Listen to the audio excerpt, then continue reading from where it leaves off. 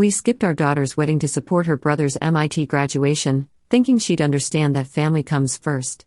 Instead, she cut us out. I need to start by saying I never thought I'd be the villain in anyone's story. For 32 years, I believed I was a good mother. Not perfect, no one is, but good enough.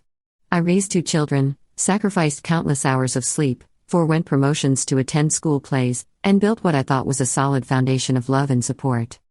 My daughter Maya was born first. She arrived 3 weeks early, screaming into the world with more determination than most adults possess. From the beginning, she was independent. While other toddlers clung to their mothers at preschool drop-off, Maya would kiss my cheek and march straight to the toy kitchen without looking back. I remember feeling proud of her self-sufficiency, though sometimes, late at night, I'd wonder if I should have encouraged more dependence. 3 years later came Daniel. He was different from the start, colicky, anxious, needing constant reassurance. Where Maya had walked at 10 months, Daniel didn't take his first steps until 16 months. He struggled with reading while Maya devoured chapter books in 2nd grade. My husband Rick and I poured extra resources into Daniel's education, tutors, special programs, endless patience. Maya never complained. She'd sit at the kitchen table doing homework while I worked through multiplication flashcards with Daniel for the 100th time. When we missed her 6th grade concert because Daniel had a meltdown about a science test, she simply shrugged and said it wasn't a big deal. I convinced myself she understood. High school crystallized their differences. Maya joined every club that would have her, edited the school newspaper, and somehow maintained a 4.0 while working weekends at the local library. Daniel barely scraped B's, struggled socially, and spent most evenings in his room. Rick and I worried constantly about his future. Then came the college applications. Maya got into Northwestern with a partial scholarship, good, but not quite enough to avoid student loans. Daniel, against all odds and after an essay revision process that nearly broke me, got into MIT. Full ride? When that acceptance letter arrived, Rick actually cried. Our son, who'd struggled so much, had made it to one of the most prestigious schools in the country. Maya, isn't this amazing? I'd said when we told her the news.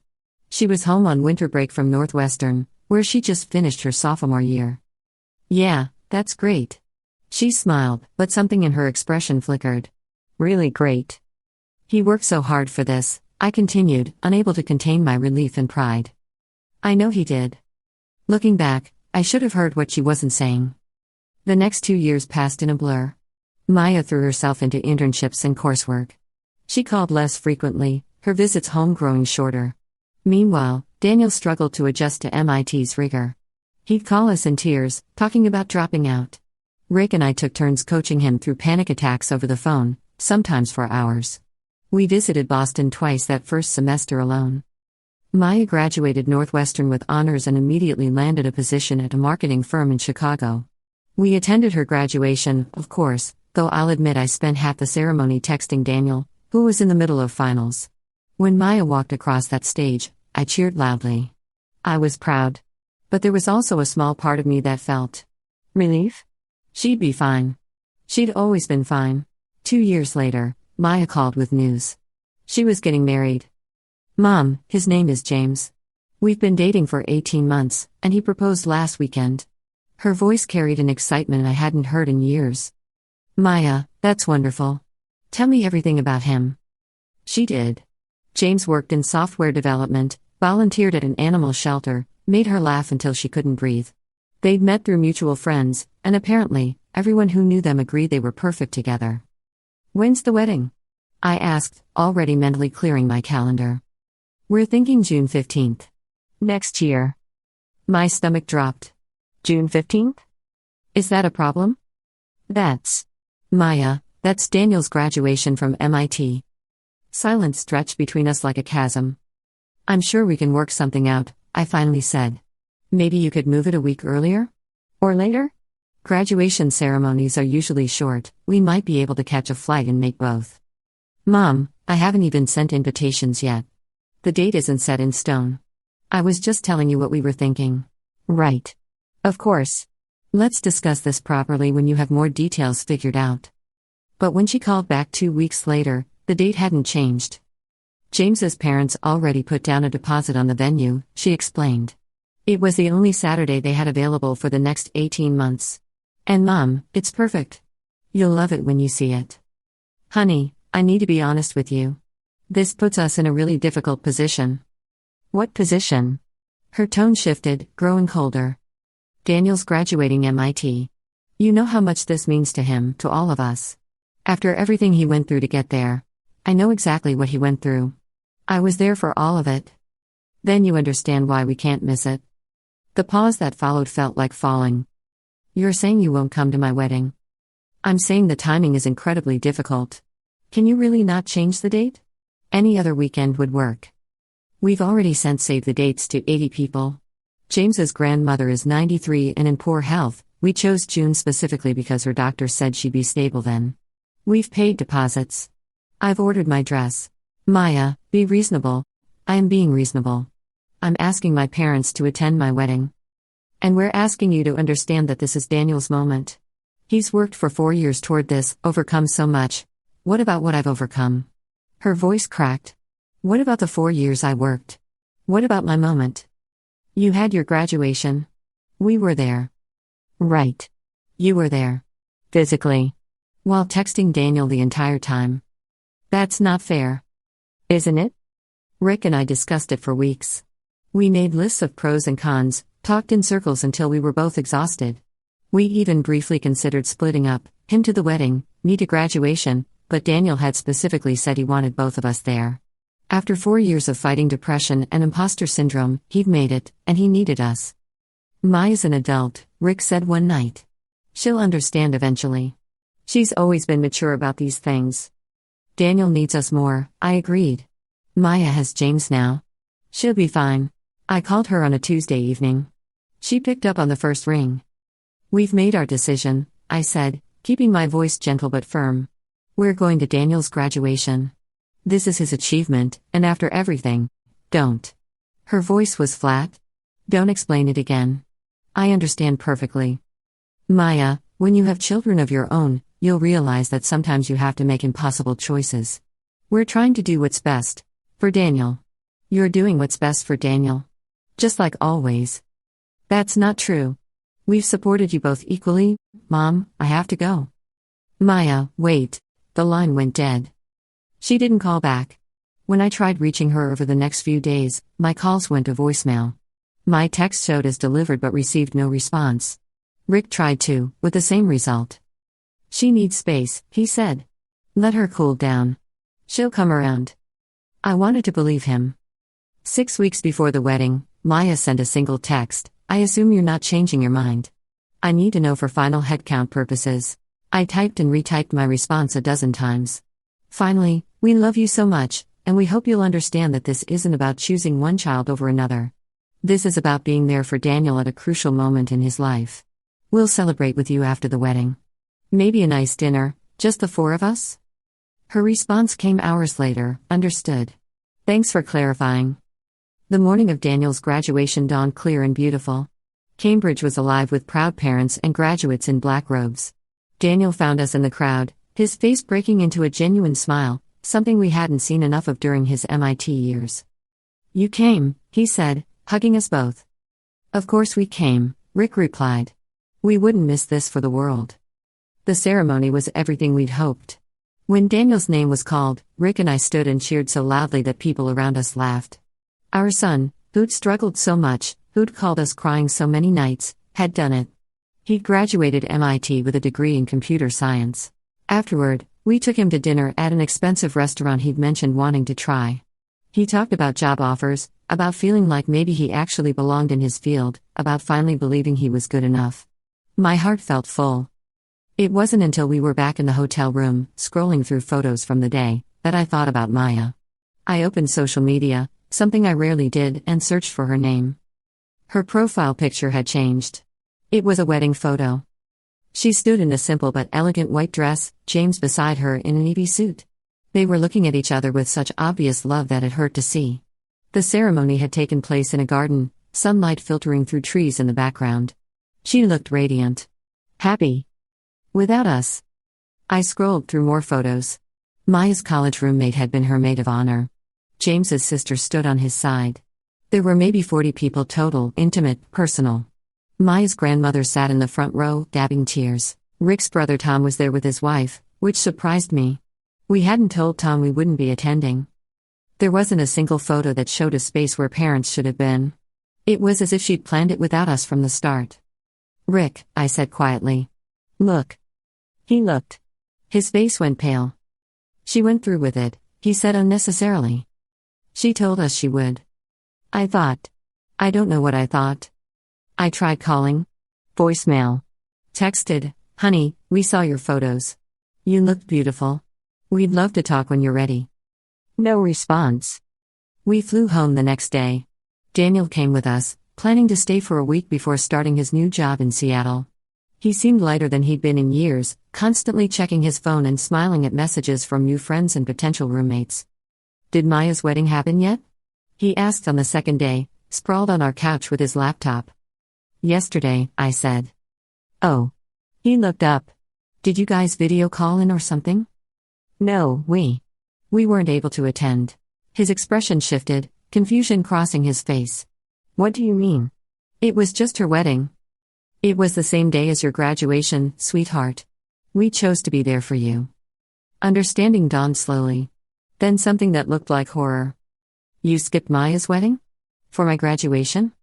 "We wanted to support you, Mom. It was a 3-hour ceremony. You could have flown out after, or before," or he stood abruptly. "Does Maya know you picked my graduation over her wedding?" "She chose that date knowing it conflicted. Did she know you wouldn't come?" "Yes, she knew." Daniel grabbed his phone and walked out of the room. I heard him talking urgently, then silence. When he came back, his face was set in an expression I'd never seen before. "I just called Maya," he said. "She didn't answer, but I left a message. I told her I didn't know you were skipping her wedding.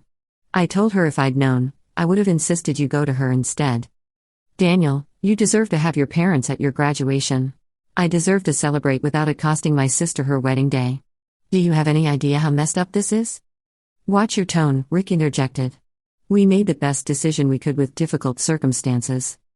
"You made a choice," Daniel said coldly. "And it was the wrong one." He left 2 days later, earlier than planned. The house felt hollow without him. Update 1. I'm writing this 3 months after what I can only call the worst decision of my life, though it took me a long time to frame it that way. For weeks after Daniel's graduation, I told myself Maya would come around. She'd see that we'd acted out of love, that we'd been trying to balance impossible demands. She didn't come around. My texts remained unanswered. Calls went to voicemail. I sent a card to her apartment. It was returned, marked return to sender. Not moved, no forwarding address. She deliberately sent it back. Rick's brother Tom finally called me, his voice tight with anger. "Susan, what were you thinking?" "Tom, this isn't your business. I watched that girl get married without her parents. Do you know what she told me when I asked where you were? She said you'd made your choice. Just like that. Calm. Like she'd expected it all along. The timing was impossible. The timing was fixable. You weren't. That's not fair. You don't understand all the factors. I understand you missed your daughter's wedding for a graduation ceremony. I understand she's my niece, and she stood in that garden looking beautiful and brave and completely alone. She had James. That's not the same, and you know it." Tom didn't call again after that. Daniel, true to his word, tried reaching out to Maya multiple times. He sent long texts, left voicemails, even tried visiting her apartment when he flew through Chicago for work. She never responded to him either. "She's cut off the whole family," he told me during one of our increasingly strained phone calls. "She won't talk to me, and it's because of what you did. We did this for you. I never asked you to. I would have understood if you'd gone to her wedding. I'm an adult. I could have celebrated my graduation alone if it meant Maya got to have her parents there on the most important day of her life. Your graduation was important too. Mom, stop. Just stop defending it." 3 months in, my sister Carol called. Carol, who lived in Florida and rarely involved herself in family drama. "I heard what happened with Maya," she said without preamble. "I suppose Tom told you." "He did. And honestly, Susan, I can't believe you." "Not you too." "Yes, me too. That girl has been self-sufficient since she was born, and you mistook that for not needing you. She needed you just as much as Daniel did. She just didn't make as much noise about it." Those words landed like a punch. I found myself unable to respond. "You know what kills me?" Carol continued. Maya probably spent her whole life watching you drop everything for Daniel, telling herself she didn't mind because he needed it more. And then, when she finally asked for one thing, one single day, you said no. It wasn't that simple. It was exactly that simple. You chose wrong, and now you're paying for it. After Carol hung up, I sat in my kitchen for over an hour, her words echoing in my head. I started thinking back through the years with new eyes. Maya's 6th grade concert that we'd missed. Her high school plays where we'd arrived late or left at intermission because Daniel needed something. The college visits we'd cut short. Her Northwestern graduation where I'd spent half the ceremony on my phone. How many times had I seen her face fall, only for her to recover with a smile and say it was fine? How many times had I believed that smile? I tried a different approach. I sent a letter through Tom, asking him to deliver it by hand so Maya couldn't return it unopened. I poured my heart into that letter. I apologized, explained, begged for a chance to talk. Tom told me he delivered it. Maya had accepted it, thanked him politely, and closed the door. He never saw her open it. Then came Thanksgiving. I'd half hoped, despite everything, that Maya might come home. It was tradition. Every year since she'd left for college, she'd made the trip back, no matter how busy she was. I roasted a turkey, made her favorite sweet potato casserole, set the table for 4. Daniel arrived the night before, quiet and withdrawn. When he saw the 4-place settings, he shook his head. She's not coming, Mom. You don't know that. I do know it. She's spending Thanksgiving with James's family. How do you know that? I follow her on social media from a fake account. He said it without shame, just sadness. She posted a photo yesterday. She's in Michigan with his parents. Thanksgiving dinner was the most uncomfortable meal I've ever endured. Every few minutes, my eyes drifted to the empty chair. Rick barely spoke. Daniel pushed food around his plate. This is what you wanted, right? Daniel said finally. To support me? Daniel, because I've never felt less supported. I got my dream degree from my dream school, and now my sister won't speak to me. Was it worth it? This isn't your fault, Rick said. Isn't it? My graduation was the reason. If I'd gone to a different school, had a different ceremony date, none of this would have happened. Maya chose her wedding date, and you chose not to come. Daniel stood abruptly, his chair scraping against the floor. You keep saying she chose the date like that makes it her fault. But she chose a date. You chose to abandon her. He left the next morning without saying goodbye. Christmas approached with a sense of dread. I couldn't imagine the 4 of us not being together, but I also couldn't imagine forcing a gathering that nobody wanted. I called Daniel to discuss options. I'm going to Seattle, he said. Some friends from MIT are having a get-together. You're not coming home? No. Daniel, please.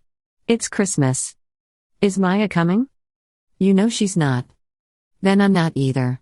I can't sit there pretending everything's fine when my relationship with my sister is destroyed. That's not fair to put on us? Fair? Mom, you want to talk about fair? He hung up. Rick and I spent Christmas alone. We opened presents to silence, ate a simple dinner, went to bed early. It was the worst Christmas of my life. In January, I decided to try one more time.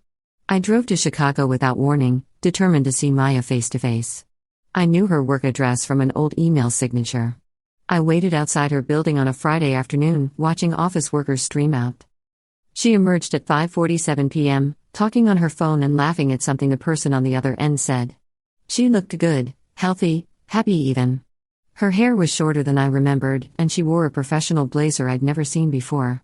Maya, I called out. She froze. Turned. Saw me. Something shuddered in her expression. She said something into her phone and hung up. What are you doing here? Her voice was polite but cold, the way you'd address a stranger. I needed to see you. To talk to you. There's nothing to talk about. Please, honey. 5 minutes. I have plans. Just 5 minutes. There's a coffee shop right there. No. Maya, you made your choice. I've made mine. Please respect it and leave me alone. I'm your mother. You're a woman who gave birth to me. That's biology. Being a mother is something you do, and you stopped doing it a long time ago. Her voice remained level, but her hands were shaking. Every time Daniel needed something, you were there. Every time I needed something, I had to wait. Be patient. Understand that he needed more. And I did understand. I understood for 28 years. But when I asked for one thing, one day, you couldn't even give me that. We thought you'd be okay. That's the problem. You've always thought I'd be okay, so you never bothered to make sure I actually was. She stepped back. I have nothing else to say to you. Please don't come to my workplace again. She walked away. I stood on that sidewalk until long after she disappeared, tears streaming down my face. Update 2. It's been 14 months since Maya's wedding. 14 months since I made the choice that cost me my daughter. The fallout continued in ways I hadn't anticipated. Rick's brother Tom stopped inviting us to family gatherings. My sister Carol called less frequently, and when she did, conversations felt strained. Friends who'd known Maya since childhood would ask how she was doing, and I'd have to admit I didn't know. Daniel moved to Seattle permanently. Our relationship remained intact but damaged. He called dutifully every few weeks, but our conversations were surface level. He never mentioned Maya, and I learned to stop asking. The guilt he felt over the situation created a wall between us that I couldn't breach. I'd sacrificed my relationship with my daughter to support him, and he resented me for it. 6 months after the wedding, I started seeing a therapist. Dr. Martinez listened to my story without judgment, then asked a question that broke something open inside me. When did you decide that Daniel needed you more than Maya did? He struggled more. She was always fine, or she learned early that struggling wouldn't get her what Daniel's struggling got him. I sat with that for weeks. Started really examining my memories through this new lens. Maya at 7, coming home upset about a friend's betrayal, only to be told we'd talk about it later because Daniel was having a meltdown. Later never came. Maya at 13, asking if we could go shopping for school clothes together, but we were too busy researching special programs for Daniel. Maya at 16, wanting to talk about her college essay, but I'd spent the evening helping Daniel with his. She'd learned to be fine because being otherwise got her nowhere. You trained her not to need you, Dr. Martinez said during one session. And then you used her independence as justification for neglecting her. The word neglect hit like ice water. I wanted to argue, but I couldn't. I'd neglected my daughter for years, and she'd adapted by becoming increasingly self-sufficient. By the time her wedding came around, I genuinely believed she didn't need us there the way Daniel needed us at graduation. I'd been wrong. 8 months after the wedding, my mother passed away. She was 83, had been declining for years, and her death, while sad, wasn't unexpected. I called both children to tell them. Daniel answered. We cried together, made arrangements for him to fly home for the funeral. Maya didn't answer. I left a voicemail, "Honey, it's Mom. Grandma passed this morning. The funeral is Saturday. I know things are difficult between us, but this is family, and I hope you'll come. I love you." I waited for a call back that never came. The funeral arrived. Daniel sat beside us in the front row, his face drawn. I kept watching the door, hoping against hope that Maya would appear. The service started. Still no Maya. Then, 15 minutes in, the door opened quietly. Maya slipped inside, taking a seat in the very back row. She wore a simple black dress, her hair pulled back. James sat beside her, his hand in hers. My heart leapt. I half rose from my seat, but Rick pulled me back down. "Let her be," he whispered. After the service, during the reception at our house, I watched Maya carefully. She moved through the rooms like a ghost, speaking quietly with relatives, accepting condolences with grace. She hugged Daniel for a long moment, both of them crying. She spoke with Tom and Carol. She avoided Rick and me entirely. I cornered her in the kitchen when she was alone. "Maya, I'm so glad you came. I came for Grandma. Not for you. I understand that, but maybe we could talk. There's nothing to talk about. Please. I've been in therapy. I understand now what I did wrong. Good. I hope that helps you. Don't you think we should try to fix this?" She looked at me with eyes that seemed older than they should be. "Fix what, exactly? You showed me who I am to you. I believe you now." "That's not true. You're my daughter, I love you. Love requires action. You've had a year to take action. You've called, texted, written letters, showed up at my work. But you know what you haven't done?" I waited, my throat tight. "You haven't admitted you were wrong. Every apology comes with an explanation, a justification. We thought you'd understand. Daniel needed us. The timing was impossible. You're sorry I'm upset, but you're not sorry you missed my wedding." "I'm sorry. No, you're not. You'd make the same choice again. Admit it." The question hung between us. I wanted to say I wouldn't, that I'd learned, that I'd choose differently now. But she was watching me with an intensity that demanded truth. The word stuck. Because she was right. If I could go back, knowing what I knew then, would I make a different choice? Daniel had needed us so much. His graduation had meant everything to him. Maya had James. She'd been fine. Except she hadn't been fine. That's what I thought, Maya said softly. Goodbye, Mom. She walked away, collected James from the living room, and left. I didn't try to stop her. After everyone had gone, Rick found me in our bedroom, staring at old photo albums. Pictures of Maya at every age, gap-toothed and grinning, awkward in middle school, radiant at her high school graduation. She's never coming back, I said. Maybe she needs more time. No. She's done. And she's right to be done. Susan, we failed her, Rick. For years, we failed her. And we can't fix it because we can't change the past. He sat beside me, his own eyes wet. We cried together for the daughter we'd lost through our own actions. Life continued. Months passed. Daniel got promoted at his job. I heard through town that Maya and James had bought a house. I wasn't invited to the housewarming. Christmas came and went with just Rick and me again. Daniel split his time between our place and Seattle, but the holidays felt empty. Then, 11 months after the funeral, my phone rang with an unknown number. I almost didn't answer. Hello? Mom? My breath caught. Maya? Yeah. A long pause. I need to tell you something. Anything. Whatever you need. I'm pregnant. The world tilted. You're. Maya, that's wonderful. Congratulations. Thanks. Her voice was careful, controlled. I'm due in August. We found out a few weeks ago. That's amazing news. How are you feeling? Are you having morning sickness? Do you need anything? I'm fine. I'm calling because I wanted you to hear it from me. Not through the family grapevine. I appreciate that so much. Can we see you? Maybe take you to lunch, celebrate. No. The single word was a door slamming shut. I'm telling you because you're going to be a grandmother, Maya continued. But that doesn't change anything between us. I don't want you in my life, and I don't want you in my child's life. Maya, please, you made a choice. This is mine. Don't punish an innocent baby for my mistakes. I'm not punishing anyone. I'm protecting my child from the same dynamics I grew up with. My kid will never feel like a second choice. They'll never wonder why grandma has time for their cousin but not for them. They'll never learn to make themselves small so someone else can take up space. I would never do that. Yes, you would. Because you still don't think you did anything wrong. You're sorry I'm hurt, but you'd make the same choices again. She was right. Even after months of therapy, part of me still believed we'd made the best possible decision given the circumstances. I hope you have a good life, Maya said. I really do. But that life won't include me or my family. Goodbye, Mom.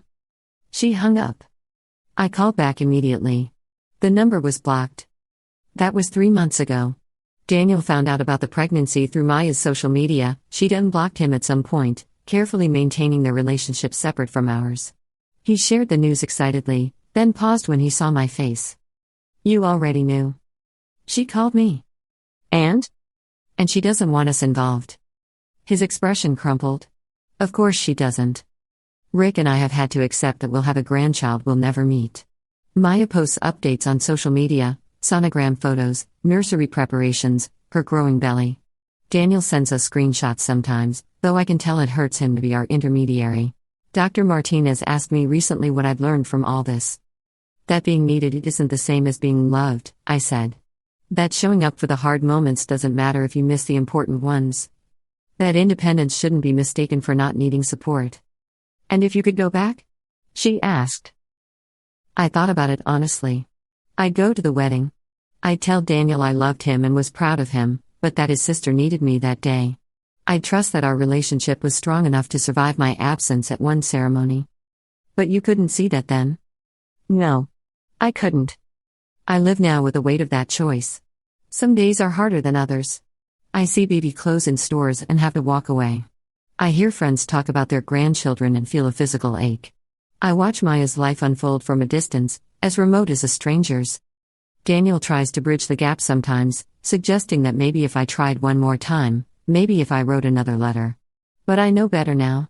Maya has closed this door, and she has every right to keep it closed. I broke something that can't be fixed with apologies or explanations or time. I chose one child over another at the moment when that choice mattered most. And the child I chose doesn't want the prize, while the child I rejected is living a life I'll never be part of. This is my consequence. I have to live with it. Rick tries to be optimistic. Maybe when the baby comes, he says sometimes. Maybe she'll soften. But I know she won't. Why would she? We taught her that love is conditional, that presence depends on whose needs seem more urgent, that being low maintenance means being low priority. She learned the lesson well. Sometimes I imagine an alternate timeline. One where I got on a plane to Chicago instead of Cambridge. Where I sat in that garden and watched my daughter marry the man she loved. Where Daniel graduated with our blessings but without our presence, understanding that love means sometimes choosing someone else is important over your own. In that timeline, maybe Maya calls me when she's having a bad day. Maybe she asks for advice about pregnancy symptoms or nursery colors. Maybe I'm planning a baby shower instead of mourning a relationship that died at a wedding I didn't attend. But that's not this timeline. This is the one where I prioritized a graduation over a wedding, and lost my daughter in the process. My therapist says I need to forgive myself. I'm working on it. Some days, I can almost see a path forward. Other days, I'm back on that sidewalk in Chicago, watching Maya walk away from me while I stand frozen, unable to do anything but let her go. Daniel is coming home for Easter. He's mentioned, carefully, that Maya won't be. She's spending it with James's family, where she's always welcome, where no one has ever made her second choice. I'll cook a nice dinner. Rick and I will celebrate with our son, who still speaks to us out of loyalty or guilt or maybe genuine love. I'm honestly not sure anymore. We'll avoid talking about the elephant in the room, the missing person at the table, the grandchild we'll never meet. And I'll wonder, as I do every day, what Maya is doing. Whether she's happy. Whether she ever thinks about us. Whether her baby will have her determined spirit or her father's easy smile. Whether, somewhere deep down, she ever misses having a mother. I suspect she doesn't. We taught her not to need us too well. If anyone reading this takes anything from my story, let it be this: when your low-maintenance child asks for something, give it to them. They're not asking because they need less than your high-maintenance child. They're asking because they've learned that asking too much means getting nothing. And when they stop asking entirely, it might already be too late. Update 3. The baby arrived in August. A girl. Sophia Jane. I know because Daniel flew to Chicago to meet his niece. He sent me a single photo, just one, taken from across the room so Maya wouldn't know. A tiny bundle wrapped in pink, sleeping peacefully in James's arms while Maya rested on the hospital bed, looking exhausted and radiant. I stared at that photo for hours. My granddaughter. A piece of Maya, a piece of our family, existing in a world I couldn't touch. Daniel returned home subdued. Over dinner, Rick asked how Maya seemed. Happy, Daniel said quietly. Really happy. James's parents were there. His sister brought balloons. Maya's college roommate flew in from Boston. He paused, pushing food around his plate. She has a whole support system. She doesn't need us. Of course she needs us, I said, though the words felt hollow. We're her parents. Are you? Daniel looked up, his expression sharp. Because from where I'm sitting, you're just two people who share her DNA. James's mom has been at every doctor's appointment. She threw Maya's baby shower. She's the one Maya calls Grandma. The words were a knife between my ribs. That should be us, Rick said. But it's not. And whose fault is that? Daniel left the next morning. He'd been staying for 4 days but cut it short. Before he walked out, he turned to me with an expression I'd never seen before, something between pity and disgust. You know what the worst part is? He said. I can't even enjoy being an uncle. Every time I hold Sophia, I think about how you're missing this because you chose me. You destroyed your relationship with Maya for my sake, and I hate you for it. The door closed behind him with terrible finality. Rick and I existed in a fog after that. We went through motions, work, meals, sleep, but there was a grayness to everything. Friends stopped asking about our children. Holiday cards came without the usual family updates. We were becoming the people others pitied, whispered about. Did you hear about Susan and Rick? Their daughter won't speak to them. Something about choosing the son over her wedding. In October, Rick's company held its annual family picnic. We'd skipped the previous year, unable to face the inevitable questions. This year, Rick insisted we go. "We can't hide forever," he said. His colleague Martin approached us near the food tables, his wife Jennifer beside him. "Susan, Rick? Haven't seen you in forever. How are the kids?" The question I'd been dreading. "They're well," I said carefully. "Daniel's in Seattle, doing great at his job. Maya's in Chicago with her husband and new baby." "Oh, a baby. Congratulations. Boy or girl?" "Girl. Sophia." "How wonderful. You must be thrilled." Jennifer beamed. "I remember when our first grandchild was born, we practically lived at our daughter's house those first few weeks." "Yes, well, Maya is very independent. Still, I'm sure you're visiting all the time. They grow so fast, you can't miss a moment." Rick's hand found mine, squeezing tight. "Actually, I heard myself say, we haven't met her yet. Maya and I are. We're estranged." The word hung in the air like something toxic. Jennifer's smile faltered. Martin shifted uncomfortably. "Oh. I'm sorry to hear that." "It happens," I said, though my voice cracked. "Sometimes you make choices you can't take back." We left shortly after. In the car, Rick gripped the steering wheel so hard his knuckles turned white. "I can't do this anymore," he said. "Do what?" "Pretend I'm fine. Pretend losing Maya doesn't eat at me every single day. She's my daughter, Susan. My little girl. And I'll never hold my granddaughter. I'll never walk Sophia to her first day of school or teach her to ride a bike or watch her grow up." "I know, do you? Because sometimes I think you've compartmentalized this. Filed it away under difficult but necessary. But it's not necessary. It never was. You agreed with the decision. I did. And I was wrong. We were both wrong.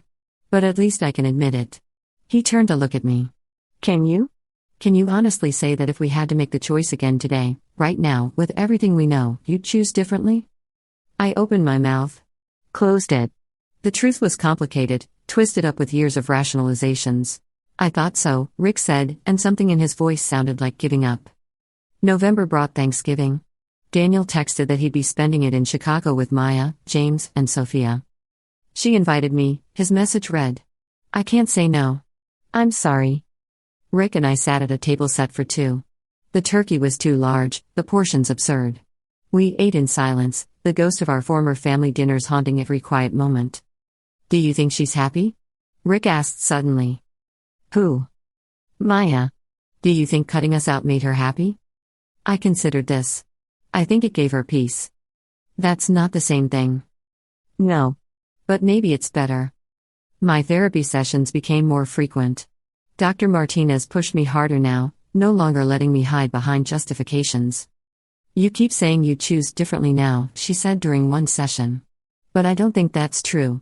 I think you'd still prioritize Daniel's needs over Maya's wants, because you fundamentally see them differently." "I'm trying to change.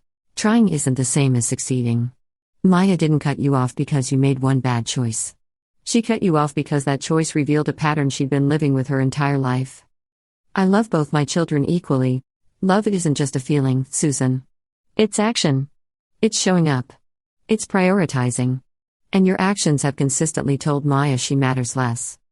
The words hit like physical blows, but they were true. I'd spent decades showing Maya that Daniel's emergencies trumped her milestones, his needs superseded her wants, his struggles deserved more attention than her successes. And when she'd finally asked for one single day where she came first, I'd said no.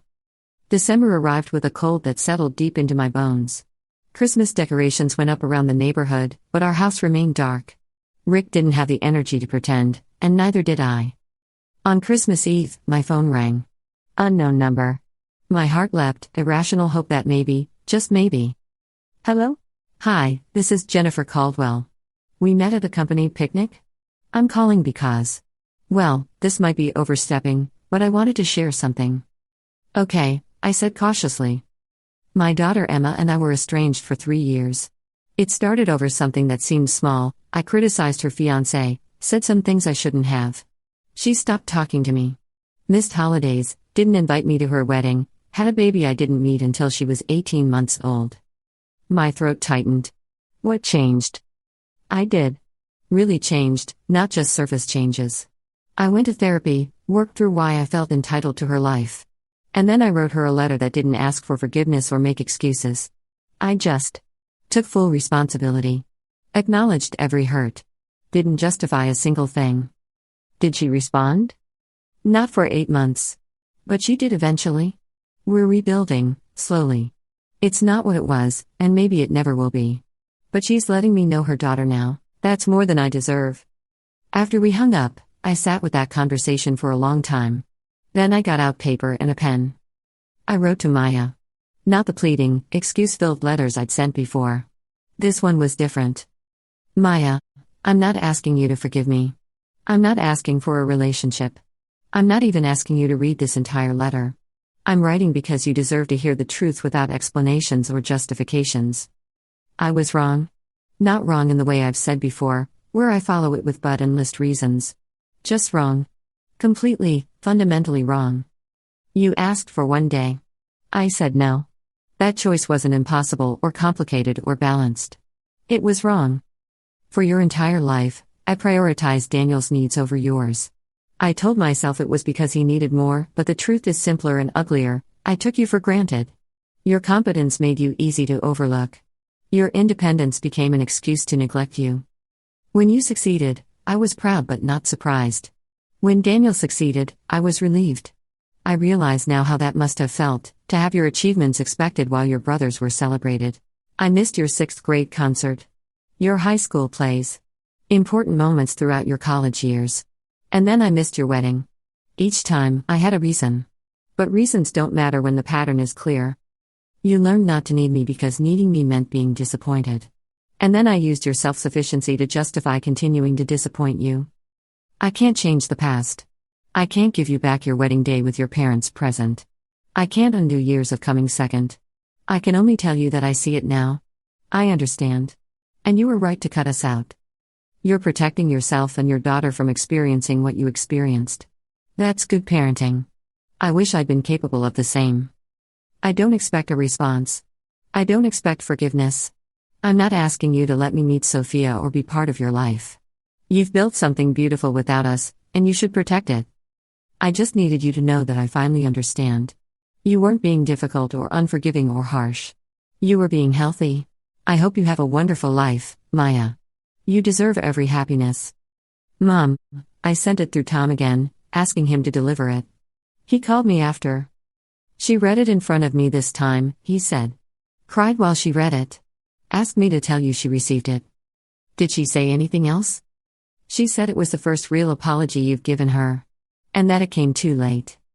I know. Susan. I don't think this is unfixable. Not completely. But it'll take years. Maybe decades. She has every right to take as long as she needs. Or to never let me back in at all. For what it's worth, I think this letter was a good start. But it wasn't a start. It was too late for starts. It was simply the truth, finally spoken, to a daughter who'd moved on without us. 3 months passed with no word from Maya. I didn't expect any. But something had shifted inside me. Dr. Martinez noticed it immediately. You seem different, she said. I stopped waiting, I told her. I spent 2 years waiting for Maya to forgive me, to give me another chance. But she doesn't owe me that. She's allowed to be done. How does accepting that feel? Terrible. But also honest. Rick struggled more than I did with acceptance. He'd call Tom regularly, fishing for updates about Maya and Sophia. Tom humored him to a point, but eventually had to set boundaries. Rick, I love you, but I can't be your spy. Maya is my niece. She trusts me. I won't betray that. I'm not asking you to betray her. Yes, you are. Every time you ask what Sophia's doing, what Maya's saying, what they did last weekend, you're asking me to give you access she's explicitly denied you. Rick hung up, devastated. That night, I found him in our bedroom, looking at old photos of Maya. She was such a happy child, he said. Remember how she'd laugh? That full-belly laugh that made everyone else laugh too? I remember. When did we lose that? When did she stop being that happy around us? I thought back, really thought back. Gradually. By high school, she smiled but didn't laugh much at home. She saved the real laughter for friends. We did that to her. Yes. We did. He looked at me with red-rimmed eyes. I don't know how to live with this. Neither do I, but we have to. April brought Daniel home for Easter. This time, Maya had agreed to let him bring photos of Sophia, real ones, not secret screenshots. He showed them to us tentatively, watching our reactions. Sophia at 2 months, sleeping. At 4 months, smiling. At 6 months, sitting up and grabbing at the camera. At 8 months, with food smeared across her face, laughing at something off camera. She had Maya's eyes. Dark and expressive, holding depths that promised intelligence and determination. James's nose. A smile that was entirely her own. She's starting to crawl, Daniel said. Maya says she's into everything now, pulling herself up on furniture. She'll be walking soon. She's beautiful, I whispered. Yeah. She is. He paused. Maya asked me to show you these. She said she wanted you to see your granddaughter, even if you can't meet her. That's generous of her, Rick said hoarsely. She's not doing it to be generous. She's doing it because she wants Sophia to know someday that we tried. That she didn't keep you away out of cruelty, but out of protection. I understood. Maya was documenting this for her daughter. Someday, when Sophia asked about her maternal grandparents, Maya would be able to say honestly that she'd let us see photos, that she'd given us something even though we'd given her nothing when it mattered most. It was more than we deserved. As I write this, Sophia is 10 months old. She exists in photos Daniel shows us, in stories we hear third hand, in the imagination of what might have been. Maya has built a life we're not part of, and from what I can tell, it's a good life. Happy. Full. She didn't need us after all. Or maybe she did need us, once, and we failed her so completely that she learned to build a family from people who showed up. James's parents are Grandma and Grandpa. Maya's college roommate is Auntie Rachel. The family she created by choice has filled every space we should have occupied. Sometimes people ask if I have grandchildren. I've learned to say yes, one granddaughter, and leave it at that. The follow-up questions hurt too much to answer honestly. Daniel is talking about moving back to the East Coast. Not home, he's made that clear, but closer. Boston, maybe, or New York. Somewhere he can drive to Chicago more easily, be more present in Sophia's life. You're a good uncle, I told him last time he visited. I'm trying to be what you couldn't be, he replied. Not cruel, just factual. Present. Reliable. Someone Sophia can count on. The implication was clear, he was being the family member Maya deserved, the one we'd never been. My only comfort, small as it is, comes from knowing that Maya is okay. More than okay. She has a partner who adores her, a daughter she's raising with intention and love, family she chose who show up for her consistently. She broke the cycle we created. Her daughter will never wonder if she's second choice. Sophia will never learn to make herself small. That's not redemption for us. It's simply the silver lining to our failure. Maya became the mother we never were.